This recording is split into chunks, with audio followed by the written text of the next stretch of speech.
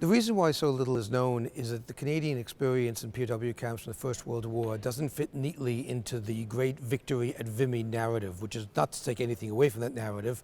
It's simply to say that the experience of prisoners of war in the First World War doesn't fit with the learning curve after Ypres and then through Vimy and Passchendaele. They viewed themselves for being captured as failures. Of course, this is not true. By continuing to be men behind the lines, by continuing to scheme, by hundreds of them escaping, they tied down German resources and were in fact men at war, even though they were off the chessboard. The conditions in the POW camps and in the work camps and in the mines were awful.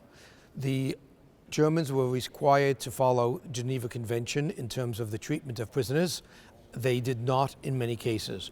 Sergeant Frank MacDonald was forced to work in a mine and later on was a slave laborer in a cokery plant. Sergeant William Aldrich was forced to work in a salt mine without any protection.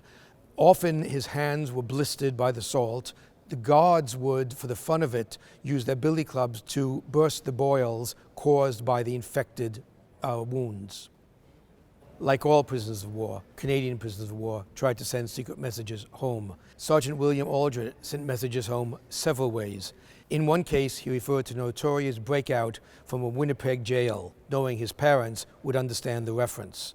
In another case, he wanted to get maps of Westphalia and the other parts of Germany. So in his letter, he switched the slant of his writing from left to right for the words he wanted his parents to pick up.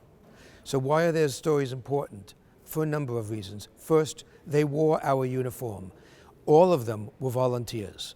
They went to war to protect what they considered to be their way of life, which is the basis for our way of life. And so we should honor their stories. We also can see something of daring do, of ingenuity, of how the human spirit refuses to be crushed, even at the cost of being punished and starved by your captors.